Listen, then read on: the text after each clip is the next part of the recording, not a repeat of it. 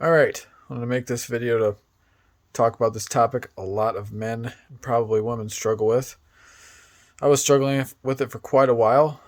Sexual temptation and sin and pornography, things of that nature, and how to overcome them. So, the first step is making a plan, a calendar. A calendar is very helpful. And, if you're habitually watching pornography or you're engaging in those kind of things, it's good to start off small. If you're addicted, obviously prayer is always good. You want to pray and have the intention to stop this cycle of addiction. I think it's so easy to slip into this, especially with the easiness of our phones and on the TV, and it's glamorized everywhere. You see it on TV, and it's like Western culture has this obsession with sex, like it's going to fill this void and it's going to fix this problem. It's going to, it's just the end all be all. But in reality, it lasts like a couple minutes and then, you're good. And then you feel ashamed and you're like, well, this was stupid. So it's good to just not even fall into this trap. The first thing I started doing when I was dealing with, I have not watched pornography. It's been well over a year. So when I first started doing this, I had a calendar and I made a calendar and I was like, all right, go 3 weeks without watching it. I was never addicted. I was never super into it. I would just watch it occasionally. And the first thing I started to do was making a calendar, and I put a calendar up on my wall and I was like, all right, go 3 weeks. And then, mark off an X every day. And then at the end of a week, maybe give yourself a reward like a cookie. Keep going, keep marking off days, and just do that. And and it's okay because you'll probably fail. You're human beings, so you'll get far enough, you'll fail. Keep going.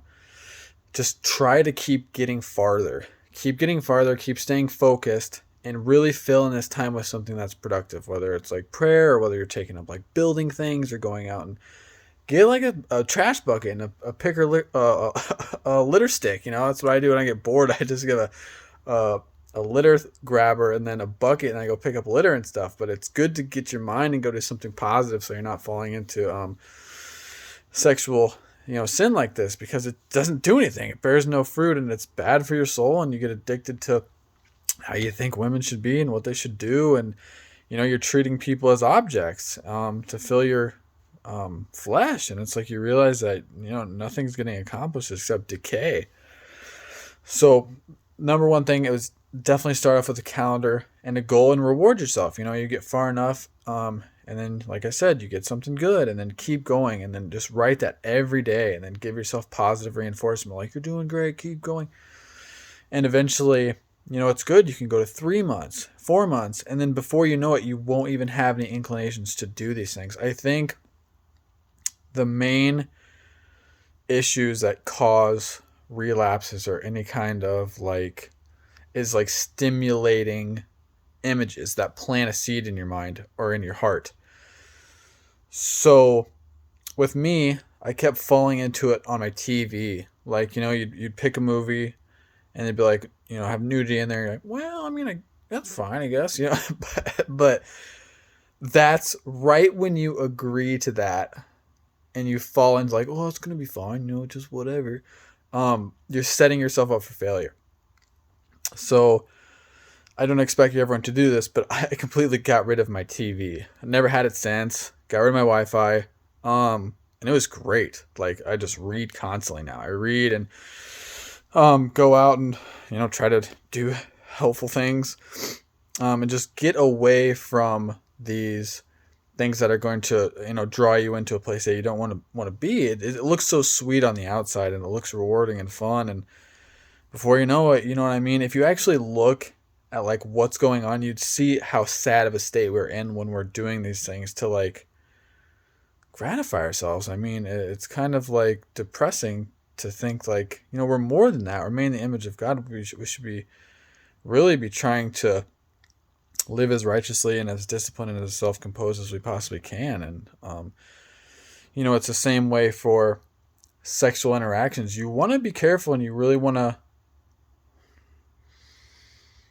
avoid places where people are not sober minded. Alcohol, especially, can lead people into doing things that are not fruitful. They're not helpful to their relationship with God, and then it's just, and the thing about sin that is the most dangerous thing is it looks so sweet on the outside. It's harmless. It's like the apple. It looks sweet to eat, and it looks delicious, and you're hungry. You think you're hungry, and then you go to eat this thing, and the fruit is sour and it's bitter, and you want to spit it out. After you've already committed to eating it. And we just have to be vigilant that we're not putting ourselves in situations to where we can slip and fall, because you got to be vigilant and you got to have prayer ahead of time, or you'll get yourself into a situation where you're subconsciously agreeing with the fact that what you don't want to have happen is going to happen. Like, you're telling yourself, like, well, I'll just go to the bar and, drink, and like maybe, like, so someone will be there, and like you know where you're going with what you're pursuing. So it's good right when that small little thought gets in your head, whether it's like nudity on TV or whether it's going to the bar, you have an intention. And right when you see that little intention and you kind of disagree with it, you're already setting yourself up to get in a situation where you're probably going to disappoint yourself with your actions.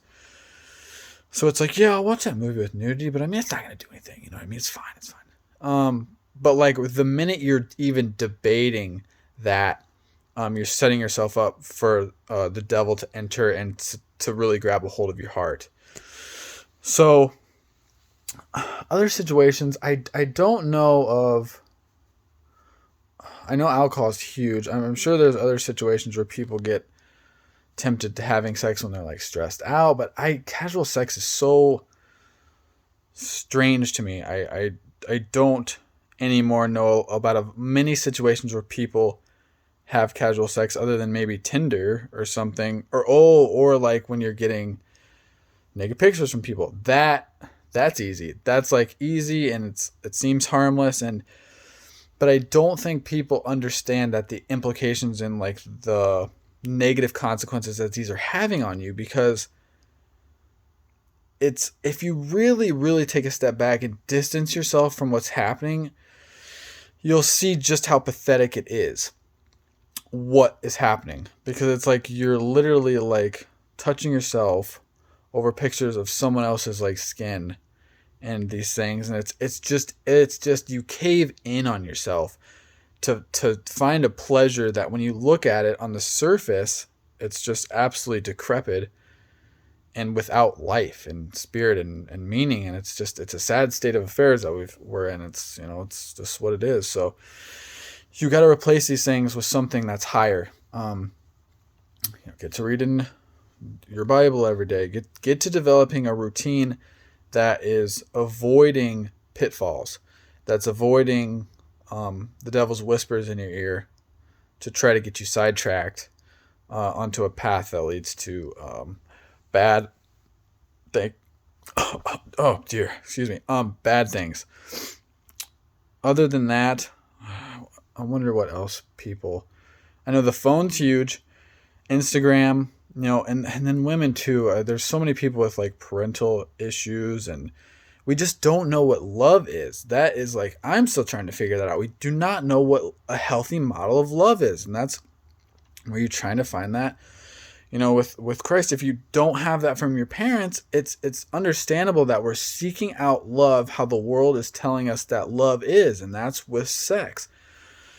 And it's not. The sex should be after a very solid foundation has been built on a relationship. And I've made this mistake many times, and it ends up collapsing the relationship, because after you see how empty the relationship is without sex and stuff, you realize that the foundation of the relationship was built on, good feelings and pleasure and like just getting what you want out of the other person without actually figuring out if you're equally yoked or not. And maybe, you end up with a person who may not have even your best interest in mind, but you're okay with that because, you want them for what they're giving you. And It's just difficult. We really got to try to reparent ourselves and figure out what a healthy model of love looks like. And I was praying about this the other day, and the three things that came to my mind when I thought of what love is was care, sacrifice, and growth. And love is hard. Love is not an easy thing. It requires a lot of work, a lot of time, a lot of sacrifice, and a lot of patience.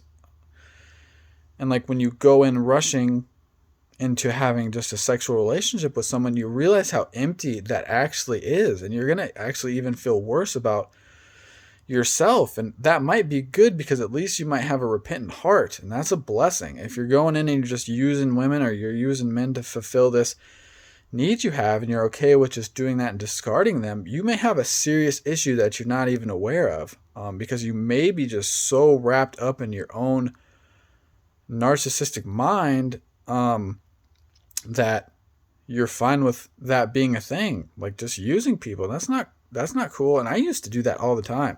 I was horrible before I came to Christ and before I actually got a hold of myself. It's like I thought that's what love is. I thought love was like just going and having sex with people, and you quickly realize like the younger generation needs good role models to look up to, and they need solid men, need solid women to really show them like, you know what, save your virginity, save this thing. Like you don't actually need sex. You don't need it. It's not important like people think it is, but it's so brainwashed into our culture to think that like this is what the people crave, but it's a trap and it's a trick. Just stay vigilant, take a step back, try to build on your relationship with God and focus on that just to figure out who God says you are, what God says you need, and what his rules that he created us to observe and obey are. The more you realize like this, the more people say like, well, you Christians don't have any fun. Like the sinful condition, this nature that we are in, we think that, it's not fun if we're not out getting drunk or having sex or doing all these things. But we're lost. Those people are lost. If you take a step back, because this was totally me, you take a step back and actually see it for what it is. We're slaves to those things. We're slaves to pleasing the flesh. We're slaves to pleasing this identity we think we have. And it's all about the me, me, me. And we need to be pushing out and like helping people grow and using self-discipline and having good, healthy relationships that are taking months and possibly a year to build, and then they blossom into marriage. And once that foundation and once that yoke is equally yoked, then it's time to seal it with sexual interaction. So I just plead and I pray for young men and women that are dealing with this, just to realize like this thing that you think is easing your stress, and this thing you think that is helping you in your loneliness, and this thing you think is helping you just fill the void, it's actually killing you. Spiritually, it's killing you. And you cannot see it. So just make a goal, do a calendar, take a step back, make a goal, and then just keep going and keep making improvements day by day. We'll fail. At some point, I'll fail with something. I don't know if it'd be sexual sin or temptation or something like that, but something will try to get my attention and grab me. But it's okay to just take steps on improvement, keep moving forward, and keep trying to figure out what love is. The more we can have a good model of what real love and real relationships are, the less we're going to be drawn to the exact opposite of that, which is using people to please ourselves, or to make us feel validated or make us feel like secure in our identity and attractive. And it's Satan gets in your ear and he whispers, you're not good enough. You do not have value. You're not attractive anymore. So if you, want or to hurt someone, and if you want to know that you're attractive, or you want to know that, your pain will go away and you're going to be wanted and desired, then just go watch this or like have sex with this person. And by the time you listen to that and you fall into that trap and you act on it, it's too late. And then you look at it again and you're kind of ashamed, because you're meant to be more than that. You're meant to be righteous.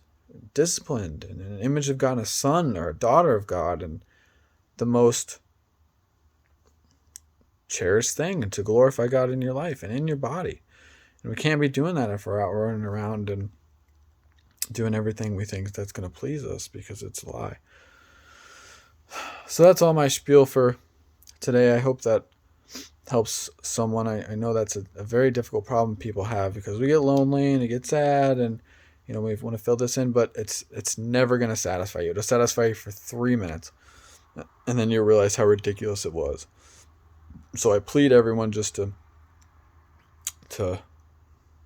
try to understand what love is, what love feels like, what it looks like, and take a step back and develop your foundation on the rock. And to just know that these things that we seek will never satisfy us, and they'll only take us further away from love and the truth instead of closer to it. Amen.